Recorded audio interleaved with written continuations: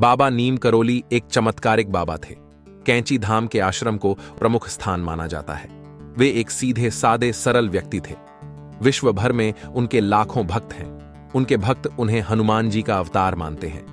आओ जानते हैं उनके संबंध में 5 तथ्य और उनके जीवन से जुड़े 5 चमत्कारी किस्से। नीम करौली बाबा के 5 चमत्कार। 1। एक बार बाबा फर्स्ट क्लास कंपार्टमेंट में सफर कर रहे थे। जब टिकट चेकर आया तो बाबा के पास टिकट नहीं था। तब बाबा को अगले स्टेशन नीम करौली में ट्रेन से उतार दिया गया। बाबा थोड़ी दूर पर ही अपना चिपटा धरती में गाड़कर बैठ गए। ऑफिशियल्स ने ट्रेन को चलाने का आर्डर दिया और गार्ड ने ट्रेन को हरी झंडी दिखाई, परंतु ट्रेन 1 इंच भी अपनी जगह से नहीं हिली। बहुत प्रयास करने के बाद भी जब ट्रेन नहीं चली तो लोकल मजिस्ट्रेट, जो बाबा को जानता था, उसने ऑफिशियल्स को बाबा से माफी मांगने और उन्हें सम्मान पूर्वक अंदर लाने को कहा। ट्रेन में सवार अन्य लोगों ने भी मजिस्ट्रेट का समर्थन किया। ऑफिशियल्स ने बाबा से माफी मांगी और उन्हें ससम्मान ट्रेन में बैठाया। बाबा के ट्रेन में बैठते ही ट्रेन चल पड़ी। तभी से बाबा का नाम नीम करौली पड़ गया। 2। एक बार उन्होंने अपने एक विदेशी अनुयायी को ब्लड प्रेशर की दवा का सेवन करते हुए देखा। नीम करौली बाबा ने उससे दवा की शीशी मांगी और उसे खोलकर उसमें रखी दवा की सारी गोलियां खा गए। यह देखकर अनुयायी काफी घबरा गया और जल्द ही एम्बुलेंस बुलाने की तैयारी में लग गया, परंतु घंटों बीत जाने के पश्चात भी बाबा को कुछ नहीं हुआ। वे पहले की तरह ही मुस्कुरा रहे थे और शांत थे। 3। एक बार एक विदेशी अनुयायी अपने पति को लेकर नीम करौली बाबा के पास पहुंची थी। उस विदेशी महिला का पति बाबाओं को नहीं मानता था और न ही उसका धर्म में विश्वास था, परंतु पत्नी के कहने पर वह यहां आया था। वह व्यक्ति आश्रम और नीम करौली बाबा को देखकर सोचने लगा कि इन साधारण से व्यक्ति के पीछे मेरी पत्नी पागल है। फिर वह वहां से उठकर चला गया। रात में वह नदी के किनारे खड़ा अपने पत्नी के और भविष्य के बारे में सोचने लगा।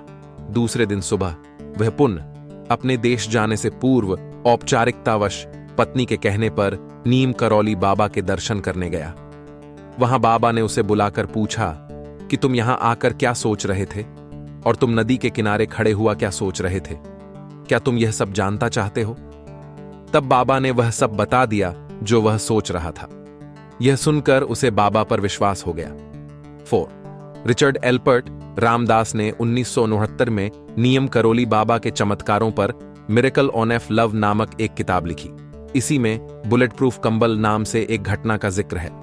बाबा हमेशा कंबल ही ओढ़ा करते थे। आज भी लोग जब उनके मंदिर जाते हैं तो उन्हें कंबल भेंट करते हैं। इसी कंबल की एक कहानी है। बाबा के कई भक्त थे।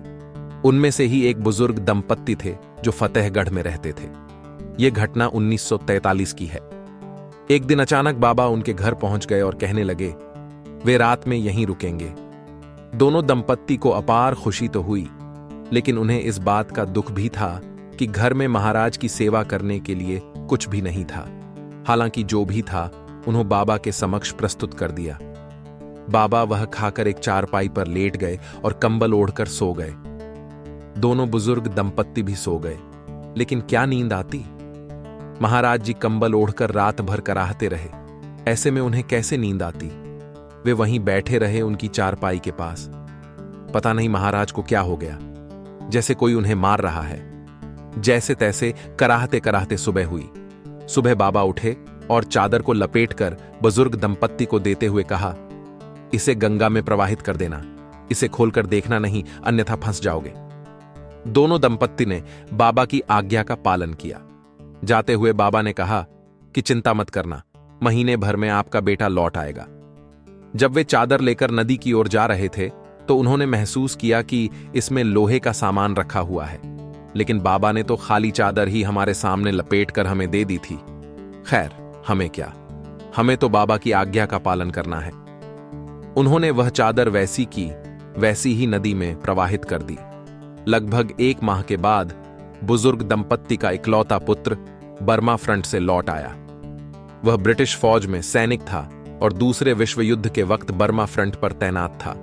उसे देखकर दोनों बुजुर्ग दंपत्ति खुश हो गए और उसने घर आकर कुछ ऐसी कहानी बताई जो किसी को समझ नहीं आई। उसने बताया कि करीब महीने भर पहले एक दिन वह दुश्मन फौजों के साथ घिर गया था। रात भर गोलीबारी हुई। उसके सारे साथी मारे गए, लेकिन वह अकेला बच गया। मैं कैसे बच गया, यह मुझे पता नहीं। उस गोलीबारी में उसे एक भी गोली नहीं लगी। रात भर वह जापानी दुश्मनों के बीच जिंदा बचा रहा। भोर में जब और अधिक ब्रिटिश टुकड़ी आई तो उसकी जान में जा आई। यह वही रात थी जिस रात नीम करोली बाबा जी उस बुजुर्ग दंपत्ति के घर रुके थे। 5.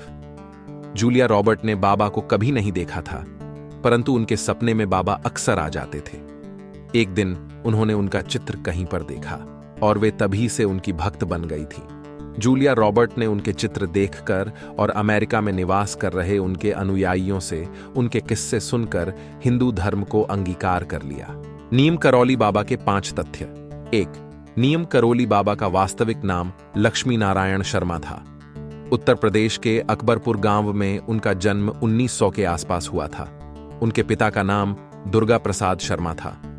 11 वर्ष की उम्र में ही बाबा का विवाह हो गया था। बाबा नीम करौली महाराज के 2 पुत्र और 1 पुत्री हैं। ज्येष्ठ पुत्र अनेक सिंह अपने परिवार के साथ भोपाल में रहते हैं, जबकि कनिष्ठ पुत्र धर्म नारायण शर्मा वन विभाग में रेंजर के पद पर रहे थे। हाल ही में उनका निधन हो गया है। 2.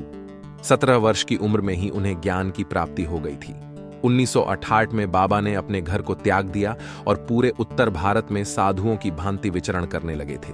उस दौरान लक्ष्मण दास, हांडी वाले बाबा और तिकोनिया वाले बाबा सहित वे कई नामों से जाने जाते थे।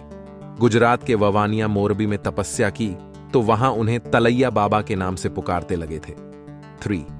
उत्तराखंड के नैनीताल के पास कैंची धाम में बाबा नीम करौली 1961 में पहली बार यहां आए और उन्होंने अपने पुराने मित्र पूर्णानंद जी के साथ मिलकर यहां आश्रम बनाने का विचार किया था।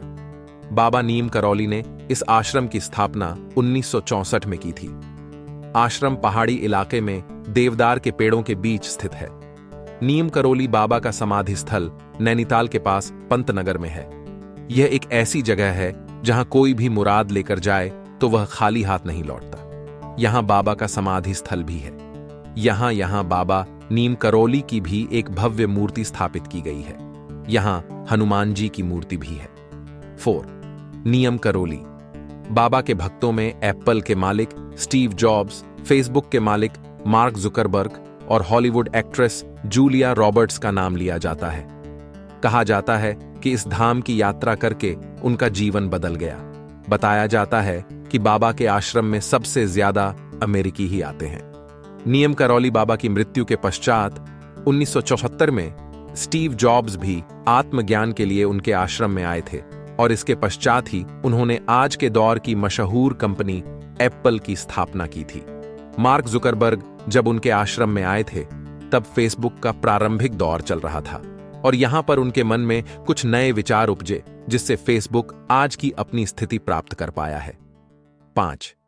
15 जून को देवभूमि कैंची धाम में मेले का आयोजन होता है और यहां पर देश विदेश से बाबा नीम करौली के भक्त आते हैं। इस धाम में बाबा नीम करौली को भगवान हनुमान का अवतार माना जाता है। देश विदेश से हजारों भक्त यहां हनुमान जी का आशीर्वाद लेने आते हैं। बाबा के भक्तों ने इस स्थान पर हनुमान का भव्य मंदिर बनवाया। यहां 5 देवी देवताओं के मंदिर हैं। इनमें हनुमान जी का भी एक मंदिर है। बाबा नीम करौली हनुमान जी के परम भक्त थे और उन्होंने देश भर में हनुमान जी के कई मंदिर बनवाए थे। नीम करौली बाबा ने अपने जीवन के आखिरी पड्डिढाव तक संपूर्ण भारत एवं अन्य देशों की यात्राएं की। बाबा श्री हनुमान जी के भक्त थे तथा उन्होंने भारत में 108 हनुमान मंदिरों का निर्माण कराया है।